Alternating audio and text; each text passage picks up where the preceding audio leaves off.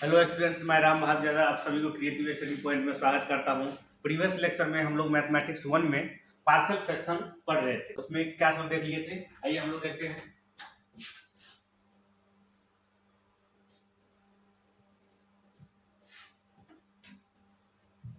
Partial fraction हम लोग start किए थे।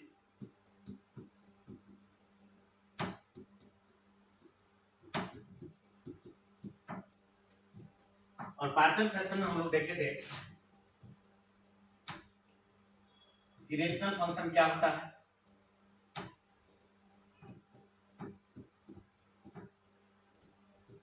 पॉलिनोमियल क्या होता है,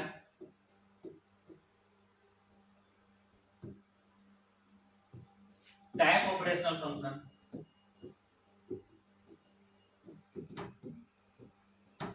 रेशनल फंक्शन हम लोग पढ़ चुके हैं। और प्रॉपर फंक्शन और इम्प्रॉपर फंक्शन पढ़े हुए थे टाइप ऑफ रेशनल फंक्शन में। और प्रॉपर फंक्शन को सोल्व करने के लिए हम लोग 4 केस हम लोग को पढ़ना है। इसमें पहला केस हम लोग पढ़ चुके हैं। चलिए हम लोग अब नेक्स्ट केस 2 देखते हैं। केस 2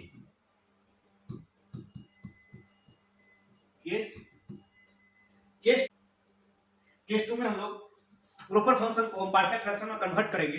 और ऐसे प्रॉपर फंक्शन को हम पार्शियल फ्रैक्शन में कन्वर्ट करेंगे जिसमें जो डिनोमिनेटर होगा, जिसमें डिनोमिनेटर जो होगा रिपीटेड लीनियर फैक्टर रख रहा होगा। क्या रख रहा होगा? रिपीटेड लीनियर फैक्टर रख रहा होगा। तो यहां लिखेंगे resolve proper function into partial fraction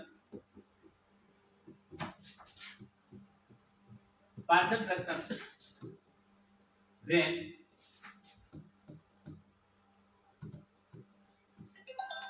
denominator containing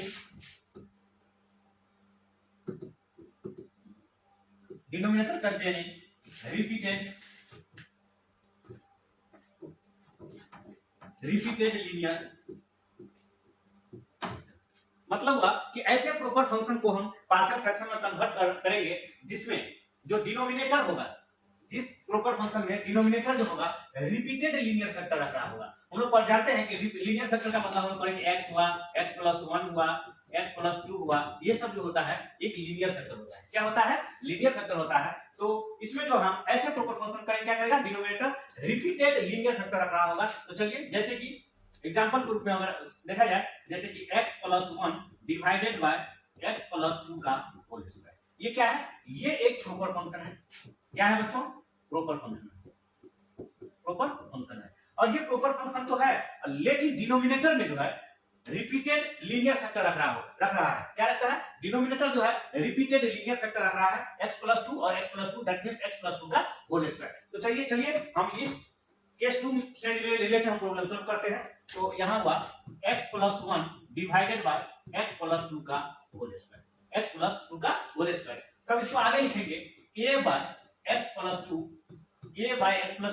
plus b by x plus 2 का whole square. b by x plus 2 का होल स्क्वायर। अगर बच्चों अगर x प्लस 2 का होल स्क्वायर की जगह पर अगर x प्लस 2 का होल क्यों रहेगा, तो एक और अदर कांस्टेंट ले लेंगे c, एक अदर कांस्टेंट ले लेंगे c, और उसको लिखेंगे c बाय x प्लस 2 का whole. c by x plus 2 का होल लिख देंगे। लेकिन अभी जो है हम लोग को क्या है? रिपीटेड है और दो लीनियर फैक्टर ये है। तो इसको हम इस तरीका से सोल्व करेंगे कि a by x plus 2 plus b by x plus 2 का होल स्क्वायर। अब हम लोग बच्चों केस 1 में क्या किए थे? जो राइट साइड में होता है उसमें हम क्या करते हैं? एलसीएम लेते हैं। चलिए आगे हम एलसीएम लेते हैं और लिखते हैं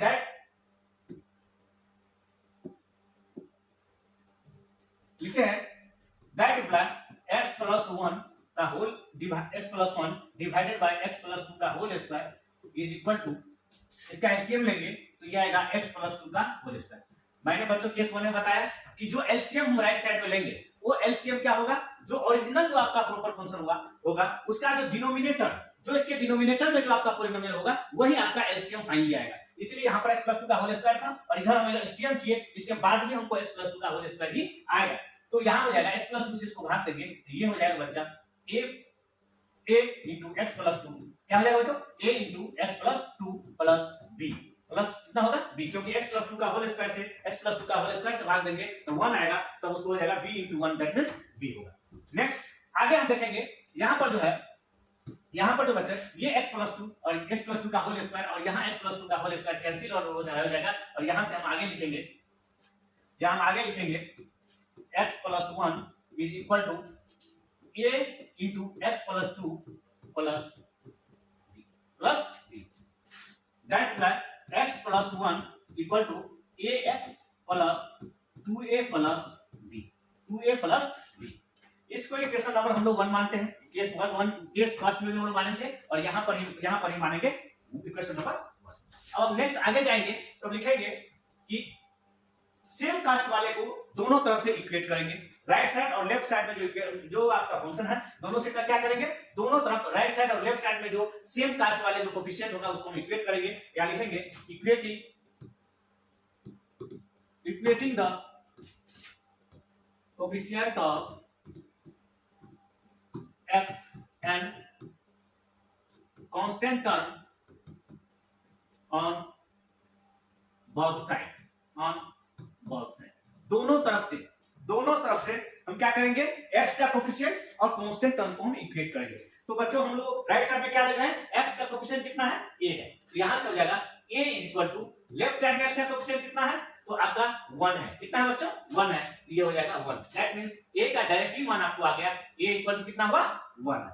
यहां पर आप कांस्टेंट जो है राइट साइड में जो कांस्टेंट है ये है 2a plus b is equal to, ये लेफ्ट साइड में जो कांस्टेंट है कितना बच्चों 1 है, तो यहां हो जाएगा 2a plus b equal to 1 और a का मान हमको पहले से फाइंड है, देयरफॉर इसमें हम इस इक्वेशन, अगर ये इक्वेशन को इक्वेशन नंबर 2 मानते हैं तो इक्वेशन नंबर 2 में जो है a का मान पुट करेंगे और b का मान क्या होगा 5 होगा। यहां से लिखेंगे 2 into 1 plus b is equal to 1, तो यहाँ होगा 2 plus b is equal to कितना होगा बच्चों 1, देयरफॉर यहाँ से b इक्वल टू हो जाएगा 1 माइनस 2, देयरफॉर यहाँ से b इक्वल टू हो जाएगा माइनस कितना होगा -1। यहाँ से हमको a का भी और b का भी मान क्या होगा पता चल गया। तो आप क्या करेंगे, a और b का मान डायरेक्टली हम इक्वेशन नंबर 1 में क्या करेंगे पुट करेंगे, डायरेक्टली क्या करेंगे हम इक्वेशन नंबर 1 में पुट करेंगे। तो अब यहाँ से लिखेंगे required partial fraction, required partial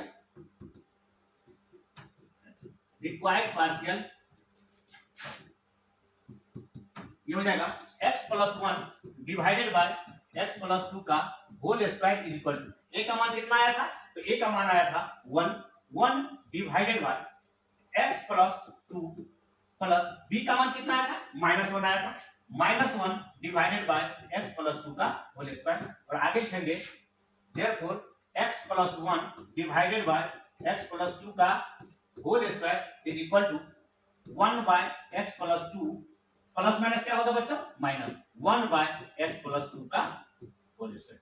this is the required partial fraction, this is the required partial fraction. ये जो है आपका रिक्वायर्ड पार्शियल फ्रैक्शन है, ये क्या है बच्चों रिक्वायर्ड पार्शियल फ्रैक्शन, ये हो गया। अब हम लोग केस थर्ड पढ़ेंगे, क्या पढ़ेंगे बच्चों केस थर्ड।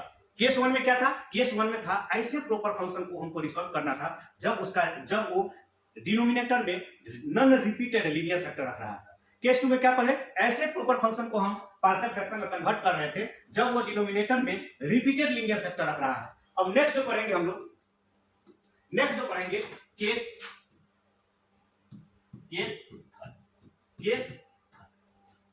केस थर्ड ऐसे प्रॉपर फंक्शन को हम पार्शियल फ्रैक्शन में कन्वर्ट करेंगे जिसमें जो है जो नीचे में डिनोमिनेटर जो है, जो डिनोमिनेटर होगा वो क्वाड्रेटिक लीनियर फैक्टर रख रहा होगा। क्या रख रहा होगा बच्चों quadratic linear factor. That means यहां से लिखेंगे resolve proper function into partial fraction when denominator containing non-repeated quadratic factor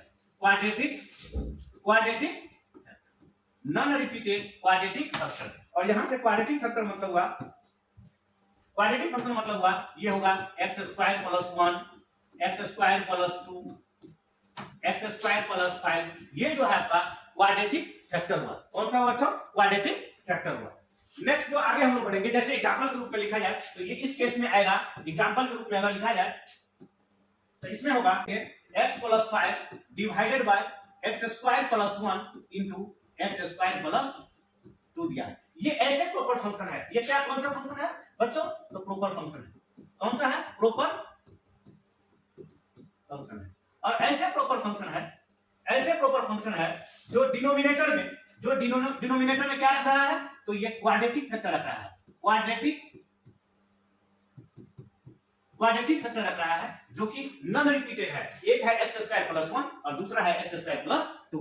x square plus 1 और दूसरा क्या है बच्चों? X square plus 2। तो ऐसे दो क्वाड्रेटिक फैक्टर है और दोनों क्वाड्रेटिक फैक्टर क्या है? अलग अलग है, इसीलिए हम कहते हैं non repeated quadratic factor. Non repeated quadratic factor. अब इसको सोल्व कैसे करते हैं, चलिए हम आगे बढ़ते हैं। यह है आपका x plus 5 divided by x square plus 1 into x square plus, तो इसको आगे लिखेंगे ax plus b divided by 1 quadratic factor. एक क्वाड्रेटिक फैक्टर लेंगे एक्स स्क्वायर प्लस 1, क्या लेंगे बच्चों? X square plus 1। और दूसरा क्वाड्रेटिक फैक्टर आगे लिखेंगे cx plus d divided by x square plus 2।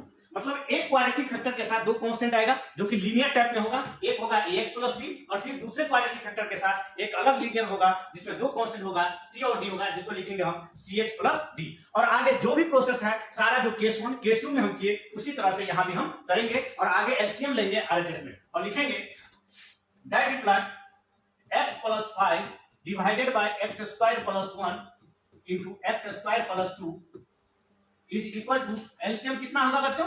जो आपको ओरिजिनल जो प्रॉपर फंक्शन दिया हुआ है इसके जो डिनोमिनेटर में है वही आपका क्या होगा? एलसीएम होगा। और ऐसे भी हम एलसीएम यहां से कैलकुलेट कर सकते हैं। ये एक्स स्क्वायर प्लस 1 और यहाँ एक्स स्क्वायर प्लस 2 है और दोनों क्या होगा? दोनों में अलग अलग है, इसीलिए ये हो जाएगा x square plus 1 into x square plus 2। X square plus 1 into x square plus 2 होगा। और यहाँ से हम एक्स स्क्वायर प्लस 1 से इसमें भाग देंगे तो x square plus 1 cancel out होगा और एक्स स्क्वायर प्लस 2 बचेगा। यहाँ से हो जाएगा ax plus b into x square plus 2 plus cx plus d into यहाँ से एक्स स्क्वायर प्लस 2 से भाग देंगे इसमें तो एक्स स्क्वायर प्लस 1 बचेगा। यहाँ होगा एक्स स्क्वायर प्लस 1 और यहाँ से डिनोमिनेटर में जो x square plus 1 into x square plus 2 है और इधर की डिनोमिनेटर में एक्स स्क्वायर प्लस 1 है, दोनों क्या होगा? कैंसिल आउट होगा। इधर का x square plus 1 into x square plus 2, इधर का x square plus 1 into x square plus 2 क्या होगा? कैंसिल आउट होगा। और आगे लिखेंगे हम लोग x plus 5 equal to ax plus b into x square plus 2 plus cx plus d into x square plus 1। और हम लोग आगे लिखेंगे x plus 5 is equal to, इस दोनों को गुना करेंगे और लिखेंगे ax से x स्क्वायर गुना करेंगे तो ये हो जाएगा ax क्यूब प्लस ax से 2 को गुना करेंगे तो ये होगा 2ax प्लस b से फिर x स्क्वायर गुना होगा bx स्क्वायर प्लस b से फिर 2 से गुना होगा तब ये होगा 2b प्लस फिर सिमिलरली cx प्लस d को x स्क्वायर प्लस 1 से गुना करेंगे और लिखेंगे cx cube plus cx plus dx square plus d। अब हम लोग क्या करेंगे? सेम कास्ट वाले को, दैट मींस एक्स स्क्वायर वाले को, एक्स वाले को और कांस्टेंट वाले को एक साथ करेंगे और आगे लिखेंगे that is y x plus 5 is equal to, यहाँ ax क्यूब दूसरा चाहिए, यहाँ cx क्यूब, यहाँ हो जाएगा a plus c into x की पावर क्यूब। ये एक साथ हो गया, x क्यूब वाले को एक साथ हो गया और अब हम एक्स स्क्वायर वाले को एक साथ लिखेंगे, यहाँ है bx स्क्वायर और यहाँ है dx स्क्वायर। तब ये कितना होगा बच्चों? b plus d into x square, b plus d into x square plus अब x वाले को एक साथ लिखेंगे, यहाँ हम लोग देखेंगे ये 2ax है और यहाँ पर cx है तो कितना लिखेंगे? 2a plus c into 2a plus c into x plus यहाँ से हम लोग देखेंगे आगे, यहाँ से एक कांस्टेंट 2b है और दूसरा कांस्टेंट कितना है? d है और आगे लिखेंगे यहाँ पे 2b प्लस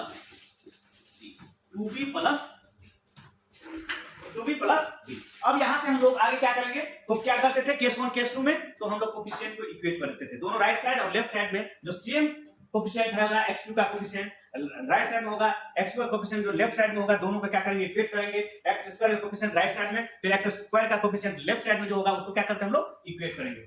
और आगे हम लोग लिखेंगे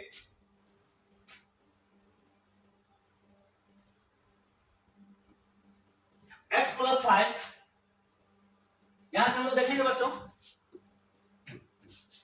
कि a + c * x3 है। x3 का कोफिशिएंट कितना है a + c, इधर क्या है x2 का कोफिशिएंट कुछ भी नहीं है, दैट मींस a + c का जो है x2 का जो कोफिशिएंट a + c है, इधर x2 का कोफिशिएंट नहीं है, तो इसका मतलब है लेफ्ट साइड में जो है x2 का कोफिशिएंट 0 है, देन इसीलिए हम लिखेंगे a + c = 0। ये इक्वेशन नंबर हम 2 लिखेंगे। क्या लिखेंगे बच्चों? Equation number 2।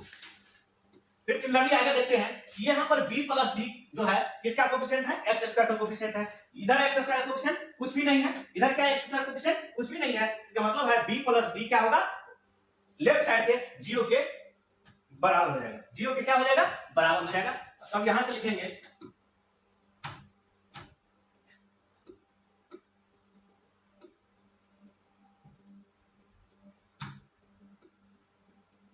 तो b + d = 0, इक्वेशन नंबर हो जाएगा 30। इक्वेशन नंबर क्या हो जाएगा 30। अब यहां से देखेंगे 2a + c, x का कोफिशिएंट क्या है बच्चों 2a + c, इधर x का कोफिशिएंट कितना है 1 है, देयरफॉर 2a + c जो है 1 के बराबर होगा, 2a + c जो है 1 के बराबर होगा, 2a + c कितने के बराबर होगा 1 के बराबर होगा। इक्वेशन नंबर 4 हुआ। इधर देखते हैं कि 2b + d क्या है कांस्टेंट टर्म है, 2b + d क्या है कांस्टेंट टर्म है, इधर कांस्टेंट टर्म क्या है 5 है, देयरफॉर 2b + d जो है किसके बराबर होगा 5 के बराबर होगा। 2b + d जो होगा 2b + d किसके बराबर होगा 5 के बराबर होगा। ये इक्वेशन नंबर 5 है। इक्वेशन नंबर क्या होगा बच्चों 5 होगा। इक्वेशन नंबर 5 हुआ। यहां इसको हम इक्वेशन नंबर 1 जैसे हम केस 1 और केस 2 में माने हुए थे, ये इक्वेशन नंबर आपका फर्स्ट ही होगा। तो हम आगे बढ़ेंगे और यहां से a b c और d का मान कैलकुलेट करेंगे। जब a b c का मान कैलकुलेट हो जाएगा तो इक्वेशन नंबर 1 में पुट करेंगे और वही हमारा क्या हो जाएगा पार्शियल फ्रैक्शन हो जाएगा। तब यहां से हम लोग को क्या निकालना है a + c, या तो कि a + c = 0 है, b + d = 0 है, यहां 2a + c। इक्वेशन नंबर 2 और इक्वेशन नंबर 4 में अगर हम सॉल्यूशन करते हैं तो यहां से हमको a और c का मान कैलकुलेट होगा। तो चलिए हम लोग equation number 2 from equation 2 and 3, from equation 2 and 3 क्या हो जाएगा बच्चों, यहां से है a + c = 0 और इधर है 2a + c = 1, 2a + c = 1 और यहां से माइनस माइनस और माइनस ये कैंसिल आउट होगा, यहां से होगा -a = -1, -a = -1, देयरफॉर यहां से क्या आएगा a कितना हो जाएगा बच्चों 1 के बराबर हो जाएगा। कितना हो जाएगा 1 के बराबर हो जाएगा। तो अगर a का मान 1 आया तो यहां से चाहे इक्वेशन नंबर 2 या इक्वेशन नंबर 4 में हम a का मान रखेंगे और c का मान प्राप्त करेंगे। यहां लिखेंगे putting the value of a in equation 2 और लिखेंगे a का मान कितना है बच्चों तो 1 है, तो 1 + c = 0, देयरफॉर c = -1। a का मान आ गया 1 और c का मान आ गया -1। अब हम लोग इक्वेशन नंबर 3 और इक्वेशन नंबर 4 लेंगे और वहां से b और d का मान कैलकुलेट करेंगे। तो यहां लिखेंगे from equation 3rd and 5th से लेंगे और आगे लिखेंगे कि b + d = 0 है और यहां से 2b + d कितना बच्चों 5 है और यहां से हम माइनस माइनस माइनस करेंगे, d से d कैंसिल होगा, यहां से होगा -b = -5, देयरफॉर b = कितना होगा 5 के बराबर होगा।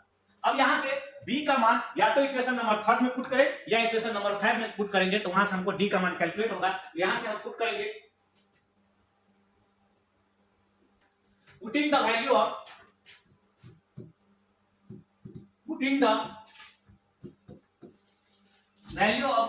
b in equation third. Equation third क्या था हमारे पास, तो था b plus d is equal to 0, b plus d is equal to 0, और b का मान कितना आया था बच्चों, b का मान हम लोग कितना आया था, b का मान आया था 5। तो यहां से हम लोग b का मान रखेंगे, तो यहां हो जाएगा 5 plus d is equal to 0, therefore d equal to हो जाएगा -5। तो यहां से हम लोग कैलकुलेट करिए, a का मान कितना आया, b का मान कितना आया, c का मान कितना आया और d का मान कितना आया। अब a b c and d का मान डायरेक्टली हम इक्वेशन नंबर 1 में पुट करेंगे और रिक्वायर्ड पार्शियल फ्रैक्शन को हम फाइंड करेंगे। तो लिखेंगे required partial fraction is required partial fraction required partial fraction is हो जाएगा x plus 5 divided by x square plus 1 into x square plus 2 is equal to क्या था, ax प्लस b, और a का मान कितना कैलकुलेट हुआ था बच्चों, तो a का मान जो कैलकुलेट हुआ था, a का मान कैलकुलेट हुआ था 1 और b का मान कैलकुलेट हुआ था 5। a का मान कैलकुलेट हुआ था 1 और b का मान कैलकुलेट हुआ था 5। तो यहां से ax प्लस b, a का मान कैलकुलेट हुआ था 1, तो ये हो जाएगा 1 इंटू एक्स प्लस b का मान 5 डिवाइडेड बाय a का मान 1 आया था और ये 1 इंटू एक्स प्लस b का मान 5 आया था, ये हो जाएगा इतना divided by x square plus 1 plus c का मान कितना आया था बच्चों, यहां से हम लोग देखेंगे c का मान आया था, c का मान कितना आया था, -1 के बराबर आया था। c का मान किसके बराबर आया था, -1 के बराबर आया था। तो यहां लिखेंगे cx -1 into x plus d, और d का मान कितना आया था बच्चों, तो d का मान आया था आपका, d का मान जो आया था कितना आया था बच्चों,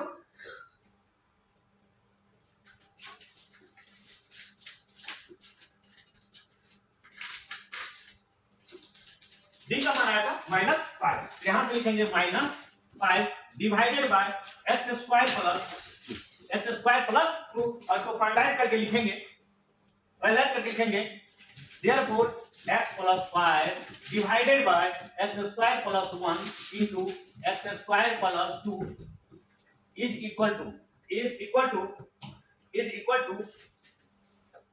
x plus 5, x 1 into x कितना होगा, x होगा, तो x plus 5 divided by x square plus 1, x square plus 1 plus यहां से हो जाएगा माइनस x और यहां से होगा -5 divided by x square plus 2।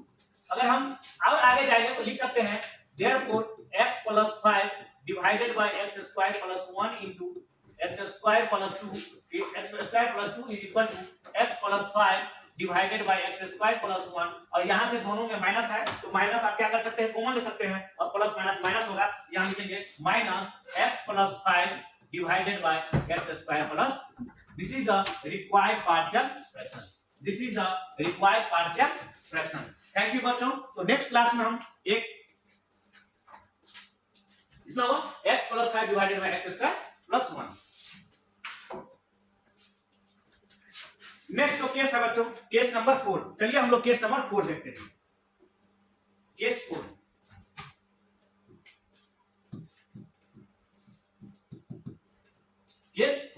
Case 4 में हम लोग पढ़ेंगे ऐसे प्रॉपर फंक्शन को हम पार्शियल फ्रैक्शन में कन्वर्ट करेंगे जो डिनोमिनेटर में रिपीटेड क्वाड्रेटिक फैक्टर रख रहा हो। कौन सा रख रहा हो, repeated quadratic factor.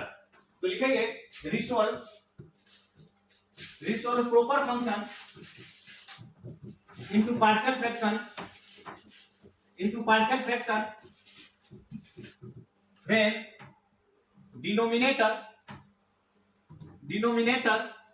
containing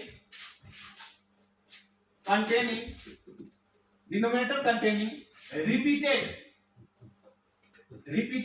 quadratic factor, repeated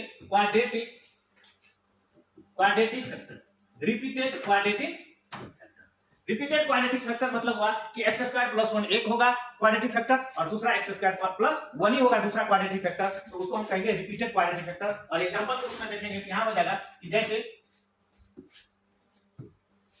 x plus 3 divided by x square plus 1 का होल स्क्वायर। ये क्या है, ये एक प्रॉपर फंक्शन है। कौन सा है, प्रॉपर फंक्शन है। और हम लोग देखते हैं क्या है, ऐसे प्रॉपर फंक्शन है जो डिनोमिनेटर में जो है क्वाड्रेटिक फैक्टर तो रख रहा है, क्वाड्रेटिक फैक्टर तो रख रहा है, लेकिन ये क्वाड्रेटिक फैक्टर क्या है बच्चों, तो रिपीटेड है। क्या है, रिपीटेड है। तो ऐसे प्रॉपर फंक्शन को हम पार्शियल फ्रैक्शन में कन्वर्ट करेंगे जो डिनोमिनेटर में रिपीटेड क्वाड्रेटिक फैक्टर रख रहा हो। चलिए हम लोग आगे सॉल्व करते हैं और लिखेंगे x + 3 डिवाइडेड बाय x² + 1 का होल स्क्वायर। तो आगे लिखेंगे a, क्योंकि ये क्वाड्रेटिक फैक्टर है। कौन सा है, क्वाड्रेटिक फैक्टर है, इसका मतलब यहां जो होगा वो लीनियर ही होगा दो कांस्टेंट के साथ, that means ax + b divided by x² + 1, x² + 1। और रिपीटेशन में है इसीलिए फिर से क्वाड्रेटिक फैक्टर तो है ही, लेकिन रिपीटेशन में है, इसको लिखेंगे cx + b divided by x² + 1 का होल स्क्वायर। सिमिलरली जैसे हम लोग लीनियर फैक्टर में रिपीटेशन का रूल लगाते थे, सेम चीज यहां होगा रिपीटेशन ऑफ क्वाड्रेटिक फैक्टर में। एक होगा ax + b डिवाइडेड बाय, जब हम लीनियर फैक्टर होता था तो लिखते थे a/x + 1 और b बार, यहां से है क्वाड्रेटिक फैक्टर है, इसीलिए ये जो क्वाड्रेटिक फैक्टर रहेगा तब जो कांस्टेंट आएगा, तब जो कांस्टेंट आएगा वो लीनियर के साथ, किसके साथ आएगा, लीनियर कांस्टेंट जो आएगा लीनियर के साथ आएगा। और दो कांस्टेंट आएगा, एक आएगा a दूसरा b, और इसको लिखेंगे x + b, और नेक्स्ट में आएगा नेक्स्ट टर्म में cx + d। और आगे बढ़ेंगे जैसे केस 1 केस 2 और केस 3 में हम आगे बढ़े थे, एलसीएम लेकर आरएचएस में एलसीएम लिए थे, और आगे बढ़ेंगे सिमिलरली करेंगे और यहां लिखेंगे that imply x + 3 divided by x² + 1 का whole square is equal to, LCM कितना आएगा बच्चों, x² + 1 का होल स्क्वायर आएगा, और ये हो जाएगा ax + b, और यहां पे x² से जब भाग देंगे, x² से जब x² + 1 का होल स्क्वायर भाग देंगे तो एक x² + 1 बचेगा, यहां होगा x² + 1 plus cx + d into, इसे जब x² + 1 का होल स्क्वायर से भाग देंगे x² + 1 से, तो कितना बचेगा 1 बचेगा, तो ये होगा cx + d into 1, cx + d into 1। ये लास्ट है कीजिए, ये हाँ कोई दिक्कत नहीं, कोई इफेक्ट नहीं। cx + d इनटू 1, और नेक्स्ट लिखेंगे ये कैंसिल होगा आपका, ये क्या होगा, ये कैंसिल होगा, तब आगे लिखेंगे x + 3 equal to ax + b into x² + 1 plus cx + d और इनटू 1 होगा तो cx + d होगा। और यहां से आगे लिख करके हम मल्टीप्लिकेशन में जाएंगे और लिखेंगे x + d, ये होगा ax³ + ax plus bx² plus b plus cx + d। अब यहां से क्या करेंगे, ये तो इक्वेशन नंबर 1 हम लोग मानेंगे, ये इक्वेशन नंबर 1 तो होगा ही। यहां से क्या करेंगे, सेम कोएफिशिएंट वाले को क्या करेंगे, इक्वेट करेंगे, equating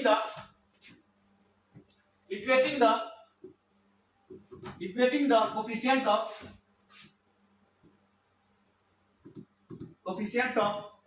x³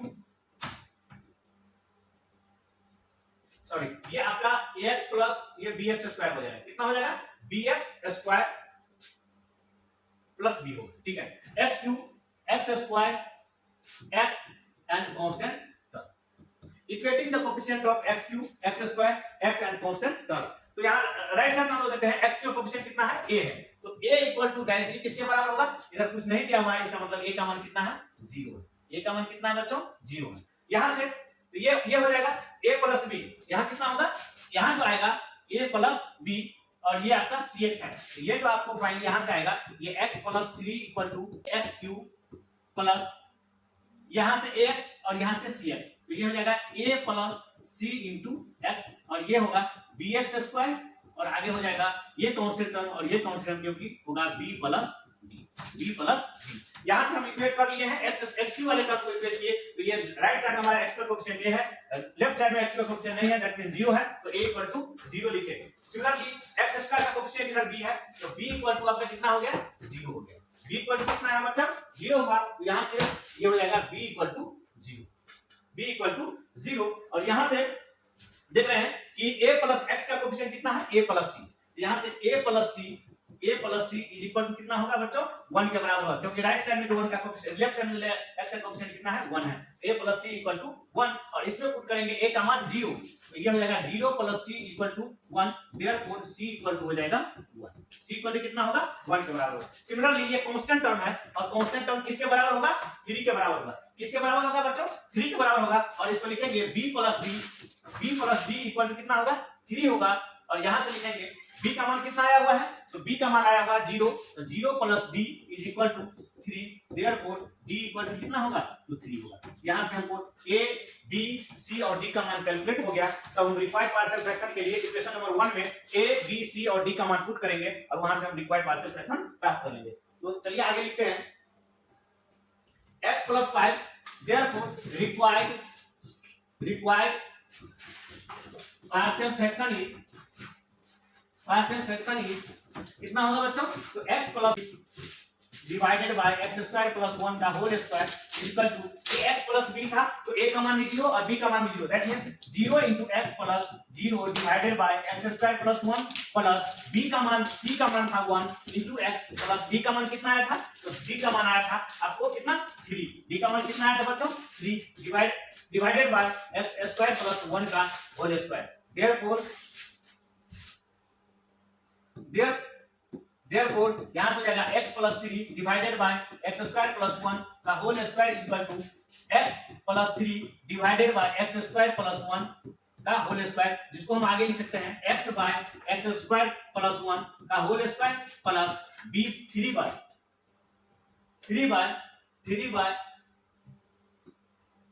bye x square plus 1 का whole square. This is the required partial fraction of that proper function. ये आपका हुआ रिक्वायर्ड पार्शियल फ्रैक्शन। तो हम लोग आज बच्चों 3 केस पढ़े थे। प्रीवियस में हम लोग 1 केस पढ़े हुए थे। तो हमारा चारों प्रॉपर फंक्शन को सॉल्व करने के लिए हमको 4 केस पढ़ना था और चारों केस क्या किए हम लोग पढ़ चुके हैं। तो नेक्स्ट क्लास में जो हम लोग देखेंगे इम्प्रॉपर फंक्शन को कैसे सॉल्व किया जाता है उसको हम देखेंगे और प्रॉपर फंक्शन पर जितना टाइप का प्रॉब्लम आएगा सारे प्रॉब्लम को हम लोग सॉल्व करेंगे। तब तक के लिए थैंक यू और आप लोग चैनल को सब्सक्राइब करना, लाइक करना और कमेंट करना मत भूलिएगा। Thank you.